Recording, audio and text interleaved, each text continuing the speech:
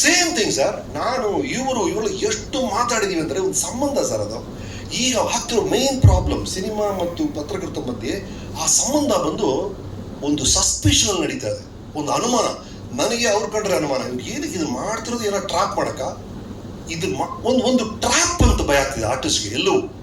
ಅದೇ ಥರ ಪತ್ರಕರ್ತ ಇದು ಏನಕ್ಕೆ ನನಗೆ ಮಾಡ್ತೀಯಾರ, ಇದರಿಂದನೇ ಎಕ್ಸ್ಪೆಕ್ಟ್ ಮಾಡ್ತೀಯಾರಾ, ಯಾವಾಗ ಪಿಕ್ಚರ್ ಸೈನ್ ಮಾಡ್ತೀಯಾರಾ, ಇದ್ರಲ್ಲಿ ಇನ್ನೊಂದು ಉದ್ದೇಶ ಇದೆಯಾ ಅಂತ ಈ ವಿಶ್ವಾಸದ ಒಂದು ಸೇತುವೆ ಇತ್ತು ಸರ್, ಒಂದು ನಂಬಿಕೆ ಇತ್ತು ಸರ್.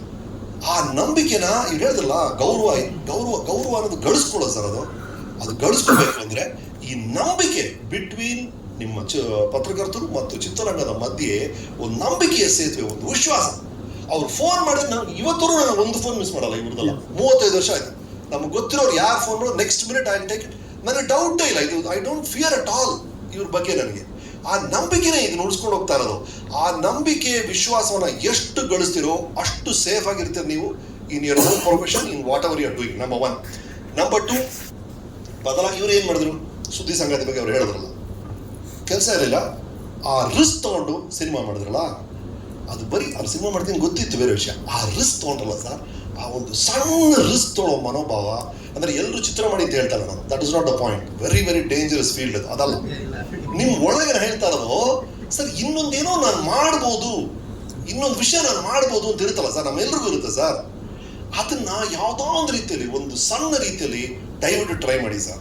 ಒಂದು ಸೇಫ್ಟಿ ಝೋನ್, ಕಂಫರ್ಟ್ ಝೋನ್, ನನಗೆ ಇದು ಬರುತ್ತೆ, ಇದೇ ಮಾಡ್ತಿರ್ತೀನಿ, ನಾನು ಮಾಡಿದ್ದನ್ನೇ ಮಾಡ್ತಿರ್ತೀನಿ, ಆದರೆ ರಿಸಲ್ಟ್ಸ್ ಬೇರೆ ಇರಬೇಕು ಅಂದರೆ ಆಗಲ್ಲ ಸರ್. ನೀವು ಮಾಡಿದ್ದನ್ನೇ ಮಾಡ್ತಾ ಇದ್ರೆ ನಿಮ್ಮ ಲೈಫ್ ಹೇಗೆ ಹೋಗ್ತಿದೆಯೋ ಹಾಗೆಯೇ ಹೋಗ್ತಿರುತ್ತೆ ಸರ್. ಈಗ ಏನಾಗ್ತಿದೆಯೋ ಅದೇ ಆಗ್ತಿರುತ್ತೆ ಸರ್. ನೀವು ಮಾಡ್ತಿರೋದ್ರಲ್ಲಿ ಏನೋ ಒಂದು ಸಣ್ಣ ಬದಲಾವಣೆ, ಒಂದು ಒಳ್ಳೆ ಬದಲಾವಣೆ ಆದರೆ ರಿಸಲ್ಟ್ಸ್ ಅಲ್ಲಿ ಒಂದು ಬದಲಾವಣೆ ಕಾಣುತ್ತೆ. That is only way. ಮಾಡ್ತಿದ್ದನ್ನೇ ಮಾಡ್ತಿರ್ತೀನಿ, ಬಟ್ ರಿಸಲ್ಟ್ಸ್ ಎಲ್ಲ ಬೇರೆ ಆಗಬೇಕು, ನನ್ನ ಜೀವನ ಬೇರೆ ಥರ ಆಗಬೇಕು ಅಂತಿದ್ರೆ ಬಹಳ ಕಷ್ಟ. ಅದು in any field. So that calculated risk ಅಂತ ಹೇಳ್ತಾ ಇರೋದು, ಸ್ಟುಪಿಡ್ ರಿಸ್ಕ್ ಅಲ್ಲ ಅದು. ಒಂದು ಸಣ್ಣ ಕ್ಯಾಲ್ಕುಲೇಷನ್ ಇರೋದಿಲ್ಲ. ಬಿಸ್ನೆಸ್ ಪ್ಲಾನ್ ಇದು ಸರ್, ನನಗೆ 10 ಲಕ್ಷ ಬರುತ್ತೆ ಅದನ್ನು ಮಾಡಿದೆ ಸರ್ ಅಂತಲ್ಲ. ಈಗ ಸಬ್ಸಿಡಿ ಬಗ್ಗೆ ಮಾತಾಡ್ತಾ ಇಲ್ಲ. ಸೊ ನೀವು ಏನೇ ಮಾಡಿದ್ರು ಅದರ ಬಿಸ್ನೆಸ್ ಪ್ಲಾನ್ ಇದು ನನ್ನ ಕ್ಯಾಲ್ಕುಲೇಷನ್, ಇದು ಒಂದು ಲೆವೆಲ್ ಸೇಫ್ಟಿ ಸರ್, ಇಷ್ಟು ರಿಸ್ಕ್ ಇದೆ ಸರ್ ಅಂತ ಅರ್ಥ ಮಾಡ್ಕೊಂಡು ಮಾಡಿದ್ರೆ ಖಂಡಿತ ವರ್ಕೌಟ್ ಆಗುತ್ತೆ. ಹಾಗಾಗಿ ದಯವಿಟ್ಟು ಒಂದು ಸಣ್ಣ ರಿಸ್ಕ್ ಎಲಿಮೆಂಟ್, ಅದು ವೈಯಕ್ತಿಕ ವಿಷಯಗಳಲ್ಲಿರ್ಬೋದು ಅಥವಾ ಈ ಥರ ಒಂದು ಸಂಘದಲ್ಲಿರ್ಬೋದು, ಆ ಥರ ವಿಷಯಗಳಾದಾಗ ಮಾತ್ರ ಒಂದು ಜಂಪ್ ಸಾಧ್ಯ ನನ್ನ ಪ್ರಕಾರ.